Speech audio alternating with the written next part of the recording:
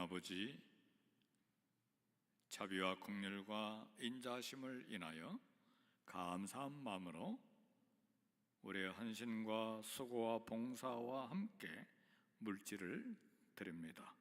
11조 감사헌금, 주일헌금, 선경금을 드립니다. 우리에게 주신 소득 중에서 일부를 구별하여 하나님께 드립니다. 모든 것이 하나님으로부터 왔사오매 다 하나님의 것이오나 하나님 주신 것 중에 헌신의 예표로 사랑의 마음으로 구별하여 드리오니 기뻐 받아 주시옵소서. 드린 모든 손길, 헌신, 봉사 주님 얼굴로 이름으로 기억하시고 가정에 공핍함이 없도록 하나님 간섭해 주시고 일터와 직장 모든 구석구석에 공급하시고 챙겨주시는 하나님의 은혜를 간증하게 해 주시옵소서. 미국 이민 생활 하나님 물질 때문에 어려운 일 없도록 하나님 위로 주시고 용기 주시고 사람들을 만나게 하시고 돕는 하나님의 역사를 간증하는 가정들이 다 되게 해 주시고 드려진 모든 물질 주의 이름 위에 하나님의 영광 위에 주의 교회를 위해 선교 위에 아름답게 쓰여질 때에 하나님의 영광 드러나며 교회가 든든하게 세워지며 영혼들을 건지는 놀라운 역사에 쓰임받는 물질 되게 해 주옵소서.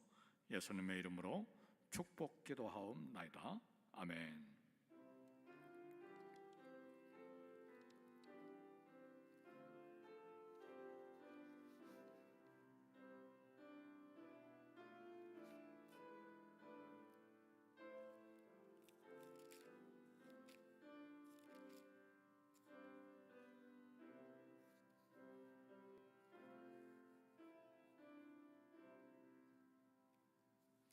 하나님의 말씀은 고린도 후서 1장 8절, 9절, 10절, 세 절만 우리 8절, 9절, 10절, 세 절 우리 합독하도록 그렇게 하겠습니다. 8절부터 우리 합독합니다. 시작. 형제들아, 우리가 아시아에서 당한 환난을 너희가 모르기를 원하지 아니하노니 힘에 겹도록 심한 고난을 당하여 살 소망까지 끊어지고 우리는 우리 자신이 사형 선고를 받은 줄 알았으니 이는 우리로 자기를 의지하지 말고 오직 죽은 자를 다시 살리시는 하나님만 의지하게 하심이라. 이같이 큰 사망에서 우리를 건지셨고 또 건지실 것이며 이후에도 건지시기를 그에게 바라노라. 아멘.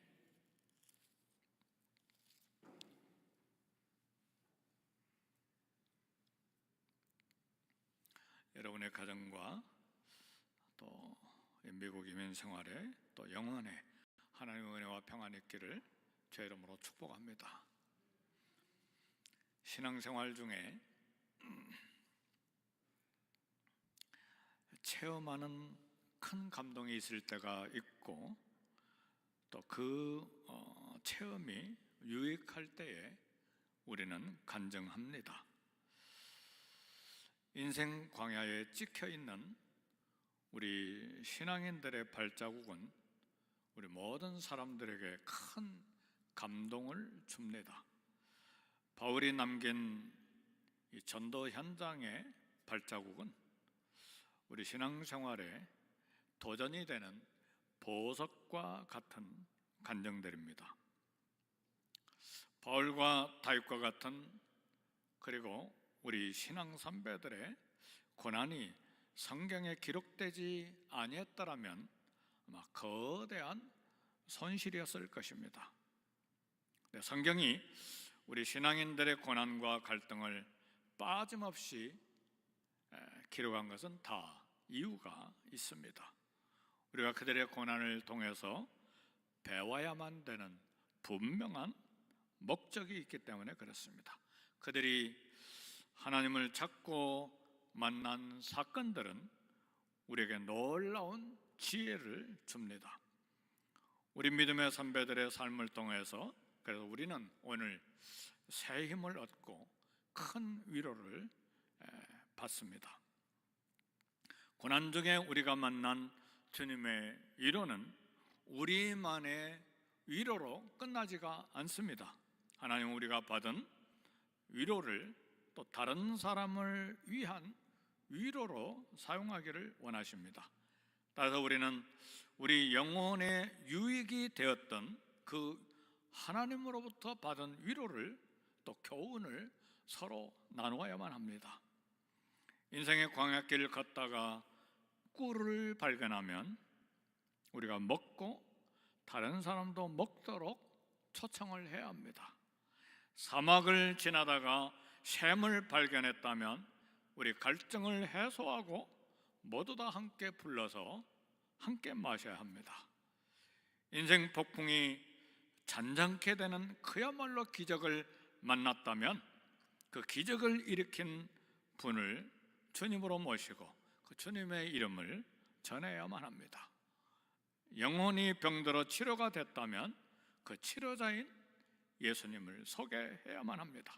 이처럼 경험을 나누는 것은 때때로 강단의 교역자들의 설교보다 더 엄청나게 도움이 될 수가 있습니다. 오늘 목장 모임에서도 설교 중에 들은 말씀을 나눌 때에 큰 은혜가 또 될 것을 또 기대합니다. 첫 번째로 생각할 것은 바울이 당한 고난의 경험입니다. 오늘 고린도후서 1장 8절 9절에 보니까 형제들아 우리가 아시아에서 당한 환난을 너희가 모르기 원하지 아니하노니 힘에 겹도록 심한 고난을 당하여 살 소망까지 끊어지고 우리는 우리 자신이 사형 선고를 받은 줄 알았으니 그랬습니다. 바울은 아시아에서 살 소망이 끊어지는 극한 환난을 반복해서 당했습니다. 살 소망이 끊어졌다는 것은 모든 희망을 포기해야만 하는 극한 고난을 당한 것을 말해요. 심한 고난을 당했다고 하는 것은 짓눌림을 당한 거예요. 무게를 감당할 수 없는 너무나 많은 짐을 실은 마차가 부셔져서 짐 밑에 사람이 깔리게 된 상태, 이것이 심한 고난을 당했다는 그런 뜻입니다. 바울은 시련을 당하고 있는 동안에 시련의 끝이 보이지 않아서 절망적이었어요. 자신을 누르는 시련의 무게와 압력을 도무지 계산할 수가 없었습니다. 바울이 아시아에서 겪은 고난의 경험은 수도 셀 수 없는 고통의 연속이었어요. 몸에는 중병이 들어서 마음이 대단히 위축이 되어서 하나님 앞에 3번씩이나 기도했습니다. 밖으로는 환난이 겹겹이 있었고 내적으로는 두려움이 가득하게 있었어요. 그래서 바울은 이제 살 소망이 끊어져서 죽음만이 자신을 기다린다고 느꼈습니다. 막대기로 두들겨 맞고 곳곳에서 강도들을 만나는 위험이 그를 괴롭혔습니다. 우리는 하나님 아버지께 그런 고통이 있지 않도록 기도할 필요가 있어요. 그러나 만일 그런 고난을 피할 수가 없다면 고난이 우리에게 유익이 되고 그 고난 속에서 하나님의 위로를 받도록 기도해야만 합니다. 그러면 왜 하나님은 이 신실한 종 바울에게 이런 고난을 허락하셨는가? 그래서 두 번째로 생각할 것이 자기를 의지하지 않도록, 바울 자신을 의지하지 않도록. 그래서 9절은 이렇게 이야기합니다. 우리는 우리 자신이 사형 선고를 받은 줄 알았으니 이는 우리로 자기를 의지하지 말고, 그렇게 말씀했습니다. 바울이 이제 죽었다고 생각할 수밖에 없었던 고난에 하나님의 목적이 있었습니다. 자기를 의뢰하지 않고 하나님만 의지하게 하는 분명한 목적이 그 고난 속에 있었습니다. 유대 랍비 요하난이라고 하는 사람은 이런 이야기를 했어요. 하나님께는 다른 대리인들에게 맡기지 않는 세 가지 열쇠가 있다고 했어요. 첫 번째는 비가 오게 하는 열쇠, 두 번째는 자식을 낳게 하는 열쇠, 세 번째는 죽은 자가 다시 사는 열쇠. 이 세 가지는 하나님께서 다른 대리인에게 맡기지 않는다고 그런 이야기를 했어요. 랍비 요하난의 말은 모든 생명과 삶이 하나님이시기 때문에 하나님만 의지하라는 그런 교훈입니다. 바울은 철저하게 자신을 의지하지 않고 하나님만 의지하는 훈련을 받았어요. 매도 수없이 맞았고 넘치도록 수고했고 굉장한 열심으로 헌신한 사람이죠. 하나님과 동행했고 늘 겸손했고 놀랄 만큼 예수님을 닮은 사람이었어요. 바울은 영향력 있는 사람이었고 학벌과 지성과 균형 잡힌 인격의 사람이었어요. 그러나 바울이 이런 자신을 조금이라도 의지했다면 그는 어리석은 자요, 하나님의 능력이 자기에게 머물게 되는 그런 놀라운 은혜를 경험할 수가 없었을 거예요. 세상 사람들은 나는 할 수 있다, 자기 신념을 갖도록 세뇌시킵니다. 그래서 그런 글들을 읽잖아요. 나는 할 수 있다, 너도 할 수 있다, 우리도 할 수 있다, 영어로 써놓은 거 보셨죠? 그죠? 세상 사람들은 자기 신념, 할 수 있다는 신념을 계속 세뇌시킵니다.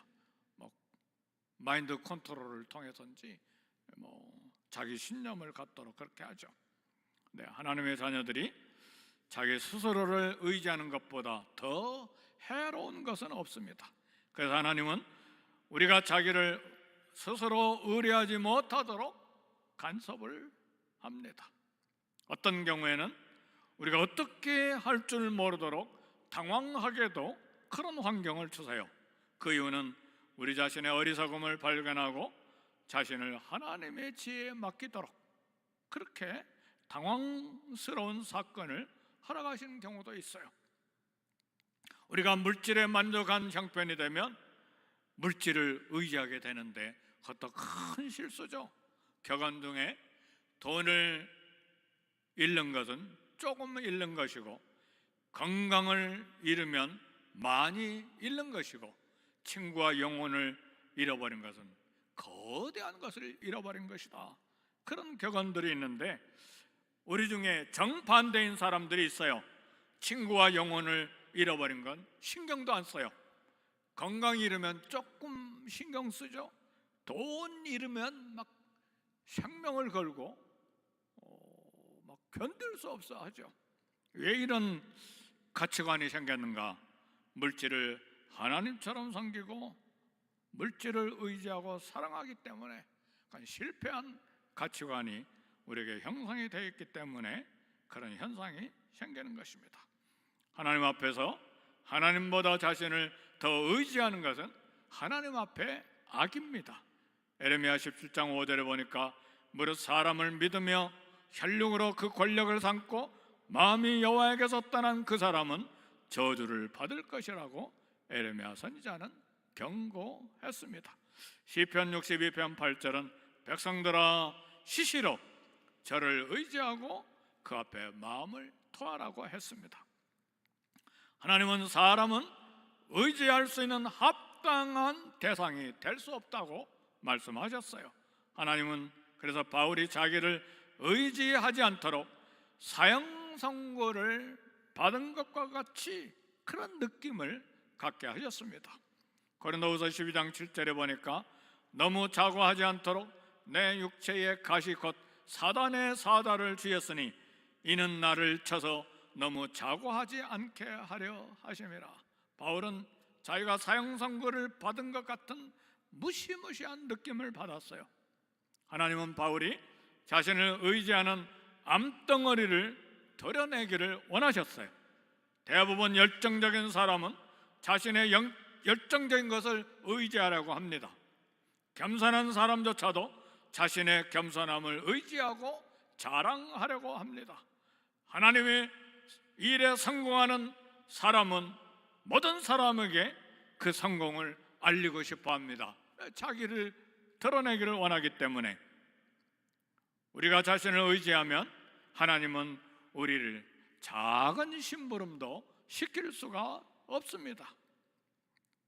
하나님께서 허락하신 작은 은혜의 깨달음에도 우리는 스스로 대단한 인물로 스스로 생각하는 경우가 많죠. 바울은 자기가 곧 죽을 것이라고 느꼈기 때문에 자기를 의지하지 않았습니다. 바울은 돈을 의지할 수가 없었어요. 자기 손에 아무것도 없었기 때문에 바울이 가진 것은 천막을 만드는 바늘 몇 개, 겉옷 한 벌, 가죽책 성경 한 권이 가진 재산의 전부였어요. 바울은 자기에게 다가오는 죽음의 한계를 느꼈기 때문에 하나님만 의지했습니다. 바울은 항상 짓누르는 방해와 위협을 받았기 때문에 하나님만 의지했어요. 오늘 우리가 하나님을 섬기는 우리도 교회, 가정, 사회에서 그와 같은 짓누름이 있을 수가 있어요. 기도하려는데 기도하고 싶어도 기도할 힘이 없음을 발견합니다. 우리 영혼이 네바다 사막의 열기에 말라버린 풀잎처럼 된 것을 발견하기도 합니다. 이런 갑작스런 영적인 메마름은 혹독하지만 하나님은 우리를 다스리시는 방법이기도 합니다. 그렇게 하심으로 하나님은 우리가 우리 자신을 의지하는 것을 막으세요. 우리 경건조차도 의지하지 않도록, 하나님만 의지하도록 하나님께서 때때로 메마른 영혼을 허락하실 때도 있어요. 하루 이틀이 아니라 한 달, 두 달, 어떤 경우에는 1년에서 3년이 넘도록 그렇게 훈련을 받는 사람들도 있어요. 무시무시하잖아요. 하나님이 쓰시려고 하면 모세는 40년간 그런 영적인 메마름 속에 있었어요. 다윗도 십수년간, 요셉도 십수년간. 하나님께서는 높임을 받는 것과 낮아짐을 통해서 우리를 훈련하십니다. 자신을 의지하는 것을 막으세요. 로마서 8장 28절에 하나님을 사랑하는 자 곧 그 뜻대로 부르심을 입은 자들에게는 모든 것이 합력하여 선을 이루게 하시니라. 때로는 높임을 받는 것, 때로는 낮아짐을 받는 것, 이런 모든 상황을 통해서 하나님만 의지하도록 우리를 훈련하시는 거예요. 모든 것이 혼합되어서 결과적으로 우리에게 영적으로 건강함을 가져다 주는 것입니다. 세 번째, 하나님만 의지하게 하려 하셨어. 이런 상황을 허락하세요. 살 소망이 끊어지고 사형 선고를 받은 것과 같은 상황이 되면 원망이 터져나오죠. 많은 경우의 성도들은 교회를 섬기다가 고난을 당하며 원망하고 불평하고 포기합니다. 이런 반응은 하나님이 성도들에게 허락하시는 고난의 목적과 정반대되는 행동입니다. 하나님께서 우리에게 고난을 허락하시는 진정한 목적이 분명히 있어요.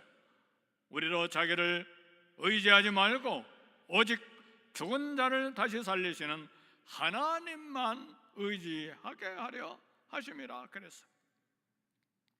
우리는 일이 형통하게 풀리거나 자기 능력이 뛰어나다고 생각될 때 본능적으로 하나님 의지하기보다 자기의 능력, 자기 경험, 자기 이름 과시하고 의지하게 됩니다. 인간의 본성은 어쩔 수가 없어요.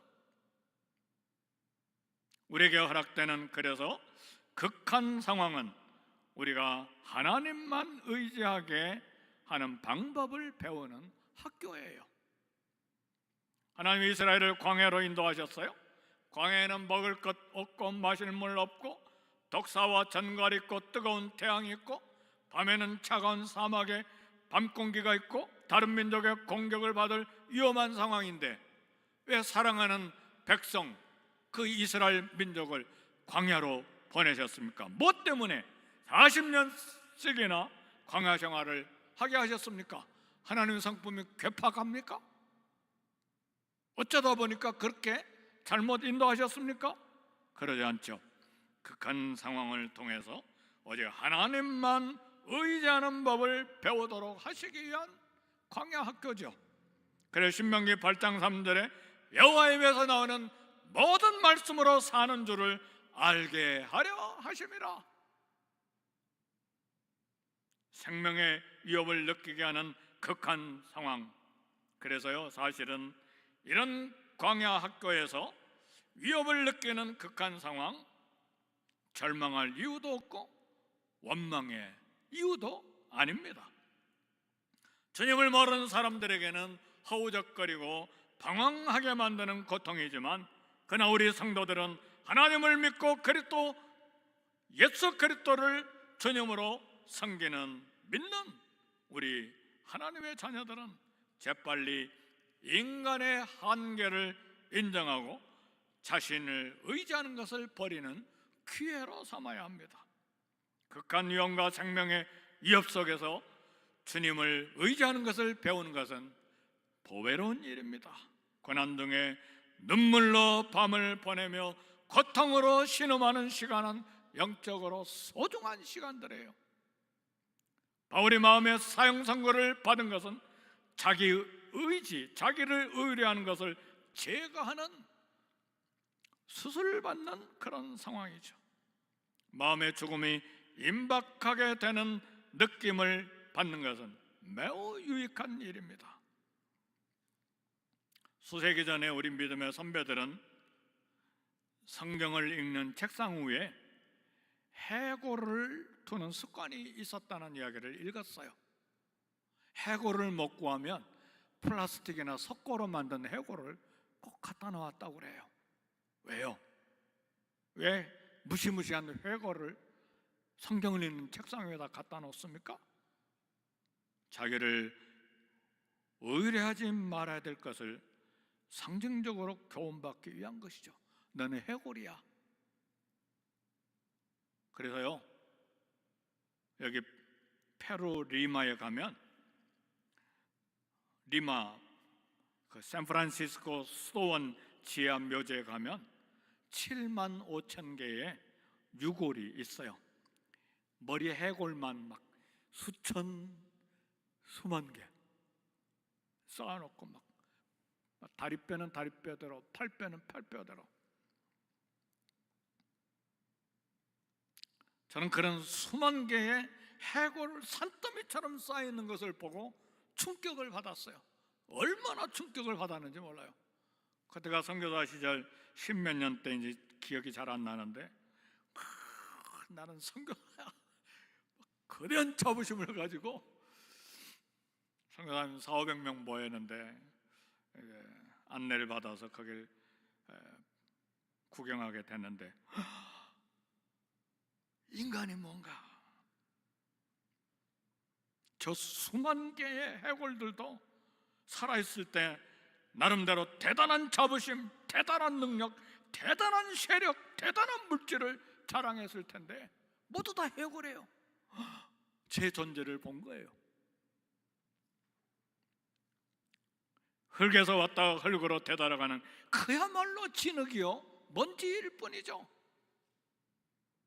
바울이 사형 선고와 같은 절망적인 상황을 만났을 때 가장 먼저 한 것은 부활하신 예수님, 아버지 하나님을 의뢰하는 것이었어요. 수많은 고난과 고통의 시련을 통해서 자기 의뢰가 제거되는 은혜를 받은 거예요. 바울은 죽은 자를 다시 살리시는 하나님만 의뢰하는 사람이 된 거예요. 그래서 오늘 고린도후서 1장에 8절 9절 고백하는 거예요.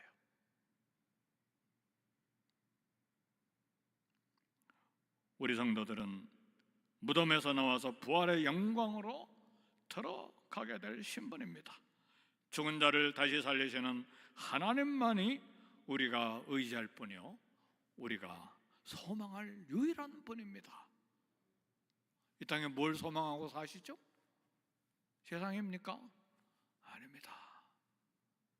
우리 자신도 소망의 대상이 아니에요.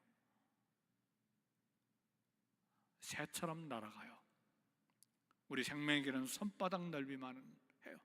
다윗이 고백한 것이죠. 모세는 밤에 한 경점과 같다고 했어요. 우리는 자기 의뢰에 대해서 사망을 선고하고 자기 의뢰, 자기 의지를 무덤 파고 파묻어야 돼요. 자기 의뢰에 대한 사망 신고는 자기를 부인하고 자아가 죽는 것을 말해요. 우리 안에 산더미 같은 약점이 있고 가치 있는 선이라고는 하나도 없어요. 의리는 없나니 하나도 없다고 그랬어요. 자아가 죽은 것이 확실하면 우리 신앙인들에게는 드디어 행복이 시작이 돼요. 우리 대부분의 고통과 갈등과 절망은 자기가 죽지 않았기 때문에 그래요. 자아가 살아있고 자기 의뢰가 살아있기 때문에 삶이 고통스럽고 불만, 불평이 생기고 원망이 생기는 것이죠. 그러나 자기가 죽는다면 분노도 없고 질투도 없고 미움도 없고 우리를 더 이상 괴롭히지 못해요. 내가 죽어 있는데 무슨 욕심이 있고 무슨 미움이 있고 무슨 질투가 있고 그래요. 내가 죽어 있는데. 시체에 가가지고 뺨을 때려보세요. 화내나. 시체 옆에다가 $10,000를 갖다 놔보세요. 욕심내나. 그죠? 죽는 것은 이와 같은 거예요.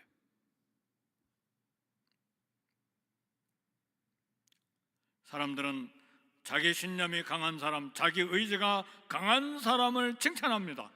그러나 우리 성도들에게 가장 위험한 때는 자기 의지가, 자기 신념이 강할 때예요. 우리 그리스도인들에게 가장 큰 위기의 때는 대단한 성공이 주어질 때예요. 얼마나 위험한 때인지 몰라요. 페르시아 시대에 아하스로의 왕 때 수산궁에 헤게라고 하는 환관이 있었어요. 헤게는 내실로서 왕비 후보인 에스더를 관리하고 섬기는 데 충성을 했는데 내시 헤게는 에스더의 관심을 받거나 받을 수도 없는 환관이요, 내시의 신분이에요. 그런데 내시의 신분으로 에스더와 왕 사이에 경쟁자가 되려고 하는 것은 죽음입니다. 하나님과 경쟁자가 돼 하나님이 받으실 영광을 가로채려고 하는 게 거대한 실수예요. 그때가 언제 하나님과 경쟁자가 되려고 하는가? 내가 성공했을 때. 얼마나 위험한 순간인지 몰라요. 그래서 세례 요한은 고백했습니다. 주님은 흥하고 나는 쇠하여야 하리라. 우리 성도들이 고난과 환난을 받는 것은 영적인 내시가 되어가는 과정입니다. 축복이에요. 우리 성도들이 실패할 때가 영적인 내시로 훈련받는 놀라운 기회예요.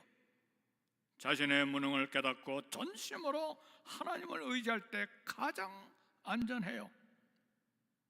자기 의뢰가 사망 선고를 받는 놀라운 은혜가 우리에게 임하도록 우리는 기도해야 합니다.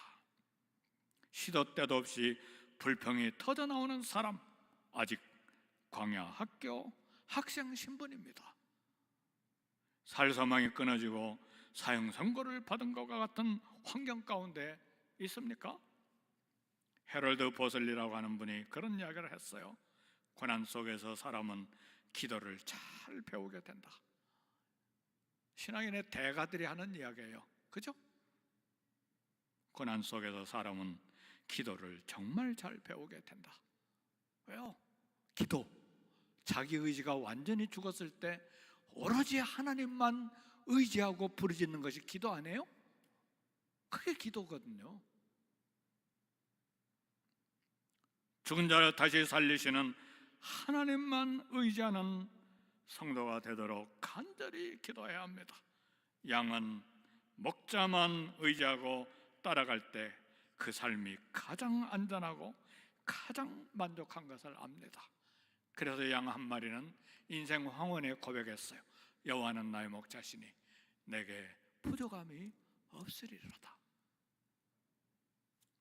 고난 중에 하나님의 위로를 받고 자기의 의뢰가 죄가 되는 이 놀라운 은혜가 있기를 주의 이름으로 축복합니다.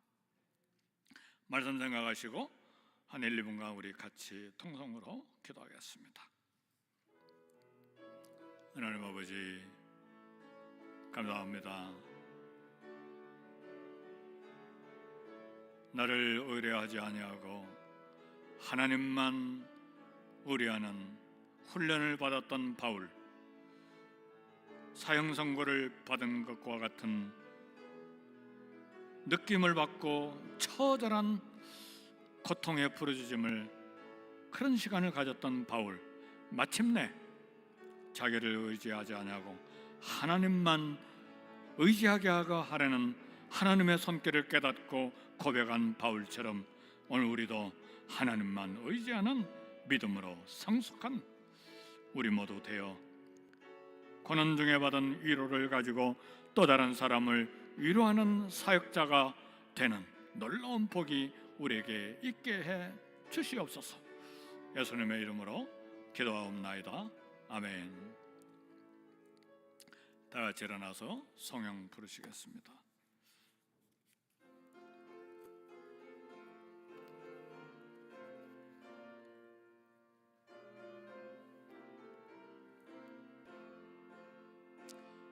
진 세상에서 실패하거든 그전 뭐 자국만 져라. 고된 일 하다가 힘을 얻으리 그전 뭐 자국만 져라. 그전 뭐 자국만 져라. 그전 못 자국만 져라. 주가 널 지키며 인도하시리. 그전 못 자국만 져라. 내가 어둠 속을 걸어갈 때에 그전 못 자국만 져라. 주가 참 평안을 내게 주시리. 그전 못 자국만 져라. 그전 못 자국만 져라. 그전 못 자국만 져라. 주가 널 지키며 인도하시리. 그전 못 자국만 져라. 내가 부활의 주 따라가려면 그전 못 자국만 져라. 내가 주 안에서 길이 살리라. 그전 못 자국만 져라. 그전 못 자국만 져라. 그전 못 자국만 져라. 주가 널 지키며 인도하시리. 그전 못 자국만 져라. 너의 죄악의 짐 무거울 때에 그전 못 자국만 져라.